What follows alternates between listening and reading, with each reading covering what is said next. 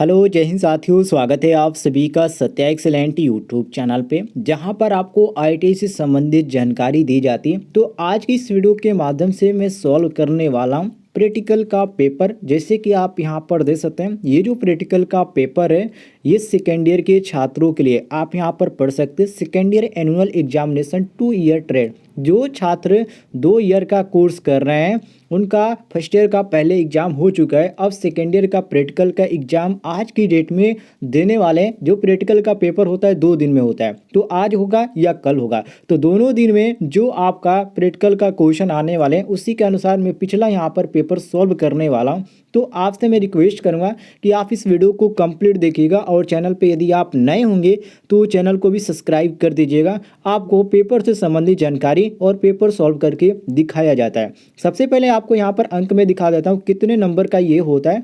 तो आप यहाँ पर देख सकते हैं टोटल जो इसका मार्क होता है 250 नंबर का ये आपका पेपर होता है। ठीक है, ध्यान से देख लीजिएगा, 250 नंबर का पेपर होता है, जिसमें सारे क्वेश्चन आपको नहीं करने होते हैं। इसमें लिखा होगा ऑल अटेम्प्ट ऑल क्वेश्चन, मतलब कि सभी क्वेश्चन इसमें करने होते हैं। लेकिन पहले में आपको इसमें से कोई एक करना है और इसमें से आपको कोई एक करना है। और ये एक ही क्वेश्चन है जिसमें से कहा जा रहा है कि उसकी पूरी विशेषता बताइए उसका। यहाँ पर मतलब कि एक ही क्वेश्चन है, तो आपको ए बी सी और इस तरह आपको देखने को नहीं मिलता है। बिल्कुल आप ध्यान दीजिएगा।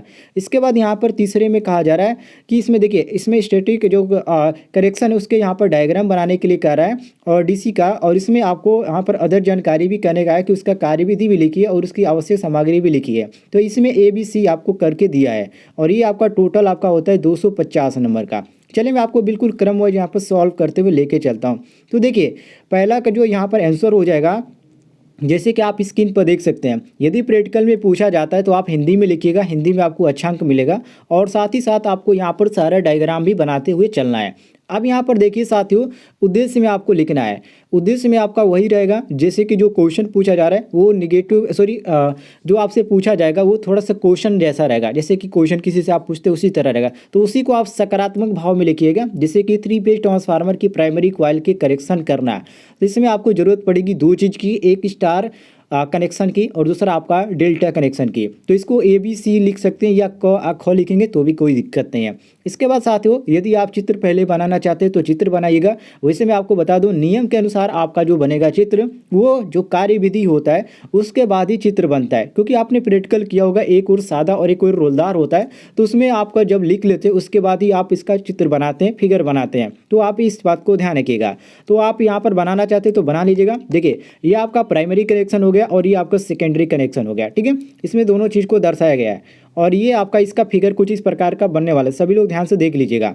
इसके बाद दोस्तों, आवश्यक उपकरण की बात करें तो देखिए, इसमें उपकरण की जरूरत पड़ेगी प्लायर की, उसके बाद इलेक्ट्रीशियन चाकू की और स्क्रू ड्राइवर की भी जरूरत पड़ेगी, टेस्टिंग लैंप का भी और ट्रांसफार्मर का। ट्रांसफार्मर की संख्या 1 होगी, ध्यान रखिएगा, जो कि 10 वोल्ट का आपका यहाँ पर होना चाहिए। इसके बाद साथियों, यहाँ पर आता है आपका विधि के, कि मतलब कि किस विधि द्वारा आप इसको बनाएंगे या इस प्रयोग को करेंगे। वैसे तो मैं आपको बता दूं, ज़्यादातर जो हेडिंग दागी जाती है कार्यविधि डाली जाती है, लेकिन यहाँ पर विधि दिया गया, आप इसको क्या कीजिएगा, कार्यविधि कर लीजिएगा। कार्यविधि हेडिंग लागिएगा। ठीक है, कार्यविधि जब आप हेडिंग दागेंगे तो साथियों उसको आप नीचे अंडरलाइन कर दीजिएगा और ये आपका ब्लैक पेन से या स्केच से कीजिएगा, काफ़ी अच्छा रहता है। इसके बाद साथियों आपको क्या करना है, इसमें लिखना है सबसे पहले ट्रांसफार्मर के सीक्वेंस टेस्ट करके उसकी लो वोल्टेज तथा हाई वोल्टेज कॉइल के पहले और अंत के सिरों को पहचान लें और वाइंडिंग के कनेक्शन स्टार स्टार में करते हैं। इसके बाद डेल्टा में कनेक्शन करें, जैसे चित्र में दर्शाया गया है। और इसके बाद यहाँ पर आपको बस इतना ही हो गया, ज़्यादा आपको लिखना नहीं है। ये आपका हो जाएगा 50 नंबर का। उसके बाद साथियों आपको क्या करना है, यहाँ पर आपको सावधानियाँ लिखना है। सावधानियाँ हेडिंग दागिएगा। इसके बाद लिखिएगा सभी कनेक्शन भली भांति करके अनुदेशक की अनुमति के बिना सप्लाई न दे। मतलब ये सावधानी है। सबसे इंपॉर्टेंट बात यह है कि यदि आपको कोई भी प्रयोग करने जा रहे हैं उसके बारे में आपको ज़्यादा जानकारी नहीं है, तो वहाँ के जो अनुदेशक हैं, जो टीचर हैं, उनके अनुमति के द्वारा ही आप करेंगे। ठीक है, ध्यान रखिएगा। इसके बाद साथियों आप नीचे आ जाते हैं तो यहाँ पर आपको एक और देखने को मिला, ये आपका हो गया, ये आपका एक आपका हो गया। ठीक है, उसके बाद यहाँ पर आपको लिखना है नीचे रिजल्ट में कि ये जो हमने प्रयोग है सफलतापूर्वक किया, जैसे कि 3 फेज ट्रांसफार्मर के प्राइमरी कॉइल के कनेक्शन का सफलतापूर्वक प्रयोग किया गया है। ये आपका हो जाएगा एक प्रोजेक्ट। ये आपका कितने नंबर का हो जाएगा, 50 नंबर का। ध्यान से देखिएगा, ये आपका 50 नंबर का हो जाएगा। काफ़ी इंपॉर्टेंट है, बस समझने की बात है। अब इसके बाद तीसरे में यहाँ पर पूछा जाएगा या पूछा जा सकता है DOL स्टार्टर का, क्योंकि DOL स्टार्टर जो है कई बार पूछा गया है, तो पूरा चांस है इस बार भी पूछेगा, क्योंकि हर बार जो रिपीट हो रहा है इस बार भी रिपीट होगा। आपने देखा पिछले एग्जाम में जो कि रिपीट हुआ था, क्वेश्चन कई बार रिपीट हुआ था, इसमें भी आपका रिपीट होगा। तो इसमें कहा जा रहा है कि एक 3 phase squirrel cage induction motor को DOL स्टार्टर के साथ जोड़कर चलाना। तो आप इसका चित्र पहले यहाँ पर देख लीजिए। ऐसे चित्र आप कार्यविधि के समय बनाइएगा, कार्यविधि के समय आपका रहता है तो अच्छा समझ में भी आता है, और जो जांचने वाले रहते हैं उनको भी समझ में आता है कि आखिर ये जो स्टूडेंट है कैसे किया है, और इसके बारे में जानकारी भी आपको लिखना पड़ता है। तो उसी समय आप लिखिएगा, कार्यविधि के बाद इसका चित्र बनाइएगा। तो ये आपका जो चित्र है कुछ इस प्रकार बनेगा। इसमें सारे चीज़ों को दर्शाना होता है, जैसे कि जो कंटेंट पॉइंट है उसका कहाँ पर है, मेटल लिप कहाँ पर है, उसके बाद थर्मल रिले कहाँ पर उपयोग किया गया, M1 M2 M3, और यहाँ पर थर्मल रिले स्विच कहाँ है, सारी चीज़ों को आपको दर्शाते हुए लिखना है। इसके बाद साथियों आपको क्या करना है, नीचे आ जाइए। यहाँ पर आवश्यक उपकरण एवं औजार में अब मैं आपसे कहूँगा कि आवश्यक औजार में आप जब लिखेंगे तो आप 2 यहाँ पर कर लीजिएगा, ठीक है, इस तरह कर लीजिएगा। इसके बाद यहाँ पर औजार का नाम लिखिएगा, इसके बाद यहाँ पर माप लिखिएगा, और यहाँ पर प्रयोग लिखिएगा। प्रयोग में क्या है, जो प्रयोग का हेडिंग है उसमें आप उद्देश्य में लिखेंगे, वही पर आप यहाँ पर लिख दीजिएगा। इसके बाद प्लायर का कितना से कितना mm होता है, तो 150 से 200 mm होता है, ठीक है, तो ये आप यहाँ पर लिख दीजिएगा। उसके बाद बोल्ट मीटर होता है, तो बोल्ट मीटर यहाँ पर कितना है, तो 1 है तो 1 लिखिएगा, 2 है तो 2 लिखिएगा। इसके बाद DOL स्टार्टर, तो 1 है तो यहाँ पर DOL स्टार्टर लिखे 1 लिखिएगा। पेचकस का उपयोग आप केवल 1 करेंगे, जिसका यदि माप की बात करें तो ये जो पेचकस होता है आपका 1 से 50, ये भी आपका 200 mm होता है। जिसको भी लिखना चाहते हैं तो लिख दीजिएगा। इस तरह लिखने पर अच्छे अंक प्राप्त कर पाएंगे, इसलिए मैं आपको बता रहा हूँ, बाकी आपके ऊपर डिपेंड करता है। इसके बाद यहाँ पर आपको कार्यविधि हेडिंग डालना है, यहाँ से विधि दिया गया लेकिन आप कार्यविधि हेडिंग डालिएगा।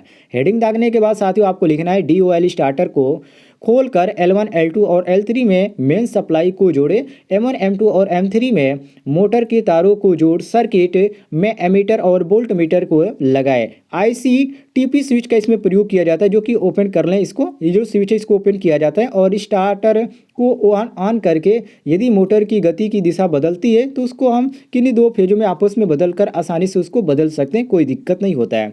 इसके बाद आपको लिखना है साथियों सावधानियाँ में जो आप इस प्रयोग करें, इसमें किन किन सावधानियों को आपने ध्यान दिया, उन्हीं सारी चीज़ों को लिखना पड़ता है। जैसे कि ध्यान रखें कि 5 हॉर्स पावर के कम क्षमता वाले मोटरें सीधे DOL, देखिए कुछ लोगों को DOL का पूरा नाम नहीं मालूम होगा, मैं यहाँ पर बता देता हूँ आपको। इसका पूरा नाम होता है डायरेक्ट ऑनलाइन स्टार्टर, और ये डायरेक्ट ऑनलाइन स्टार्टर से ही जोड़कर इसको चलाया जाता है 5 हॉर्स पावर की क्षमता वाली मोटरें को, इसको भी आप ध्यान रखिएगा।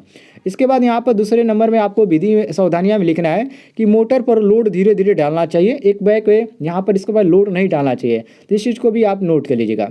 इसके बाद साथियों ये आपका हो गया। अब इसके बाद आपको क्या करना है, इसका लिखना है रिजल्ट, मतलब कि परिणाम आप नीचे हेडिंग डालिएगा परिणाम, ठीक है, या आप इंग्लिश में रिजल्ट लिखेंगे, लेकिन मैं आपसे कहूँगा यदि आप सारी चीज़ें हिंदी में लिख रहे हैं तो आप हिंदी में लिखिएगा। हाँ, क्वेश्चन में आप यहाँ पर लिख सकते हैं RESULT, आप रिजल्ट यहाँ पर लिख सकते हैं, कोई दिक्कत नहीं है, लेकिन आप हिंदी में जरूर लिखिएगा, और ब्लैक पेन आपसे होना चाहिए हेडिंग, ये भी ध्यान रखिएगा। तो उसमें आपको क्या लिखना है साथियों, जैसे कि यहाँ पर लिखा गया उद्देश्य में इसी को बनाकर लिखना है कि एक 3 phase squirrel cage induction motor को DOL स्टार्टर के साथ जोड़कर सफलतापूर्वक प्रयोग हुआ, जो कि आपका ये हो जाएगा रिजल्ट में। तो इस तरह आप आसानी से लिख सकते हैं, ठीक है, ध्यान रखिएगा। इसके बाद साथियों यहाँ पर मैंने तीसरा जो यहाँ पर कवर किया है कंट्रोल पैनल का, ये भी कई बार रिपीट हो चुका है। तो कंट्रोल पैनल का यदि पूछता है तो आप ध्यान रखिएगा, इसमें आपका 1 फेज सप्लाई और ये जो आपका रहेगा AC सप्लाई रहेगा, ये भी ध्यान रखिएगा। और इसमें आपका जो यहाँ पर चित्र बनने वाला है, कुछ इस प्रकार का चित्र बनने वाला, चित्र जो है काफ़ी इंपॉर्टेंट होता है, चित्र पर ही आपको नंबर मिलता है, तो चित्र को भली भांति आप समझ लीजिएगा। इसके बाद ये जो आपका उद्देश्य में हेडिंग रहेगा, उद्देश्य हेडिंग आके लिखना है कंट्रोल पैनल का नियंत्रण अवयव प्रयोग करना, ये आप इधर लिख दीजिएगा। उसके बाद आपको सामग्री आप हेडिंग डालना है, आवश्यक सामग्री लिखिएगा, ये सामग्री लिखिएगा, बात एक ही है। उसके बाद नियंत्रण जो अवयव उसका आप यहाँ पर लिख सकते हैं नाम, या आप नियंत्रण अवयव लिख के ETC लिख दीजिएगा, कोई दिक्कत नहीं होगा। इसके बाद औजार का नाम लिखना है कंट्रोल पैनल बॉक्स, जो कि 1 की जरूरत पड़ेगी, पेचकस की 1 की जरूरत पड़ेगी, और जो कटर होगा ये आपका 1 की जरूरत होगी, तो ये आप ध्यान रखिएगा। इसके बाद यहाँ पर कार्यविधि आपको लिखना है, जैसे आपने कार्य किया इसका यहाँ पर जब प्रयोग करेंगे उसमें आपने किस तरह प्रयोग किया, वर्कशॉप में कैसे प्रयोग करते हैं, उसी सारी चीज़ों को लिखना है। जैसे कि यहाँ पर लिखा गया सर्वप्रथम कंट्रोल पैनल में सभी स्लॉटों को देखो, स्लॉटों को देखने के बाद उसकी आकृति के अनुसार विभिन्न नियंत्रकों को लगाएं, चित्र के अनुसार सभी अवयवों को फिक्स करें, सभी अवयवों के मध्य समान दूरी रखें, ये आपका हो जाएगा कार्यविधि में। इसके बाद साथियों यहाँ पर सावधानियाँ में आपको लिखना है, सलाटों में नियंत्रकों को लगाते समय ज़्यादा बल का प्रयोग नहीं करना चाहिए, ये सावधानियां में आपको लिखना है। इसके बाद विभिन्न नियंत्रकों को उचित सलाटों को लगाना चाहिए, ये आपका हो जाएगा सावधानियां में। उसके बाद दोस्तों ये क्वेश्चन का यहाँ पर ज़्यादातर पूछा जाता है, कैपेसिटर का अध्ययन करना, उसका परिणाम ज्ञात करना, कैपेसिटर का धारित माप ज्ञात करना, तो ये भी कई बार पूछा गया है, तो इसको भी आप देख लीजिएगा। और पेपर के अनुसार ही मैं आपको सारे क्वेश्चन बताया। यदि कोई भी आपको जानकारी समझ में नहीं आती है तो कमेंट में पूछ लीजिएगा, आपको जानकारी मिल जाएगी। फिलहाल दोस्तों मिलते हैं नेक्स्ट वीडियो में। जैसे ही पेपर सॉल्व करना होगा सभी लोग बताइएगा, मैं पेपर सॉल्व कर दूंगा। और मैंने व्हाट्सएप और टेलीग्राम का ग्रुप इस वीडियो की डिस्क्रिप्शन में दे रखा है, तो वहाँ से आप इसका PDF भी डाउनलोड कर सकते हैं।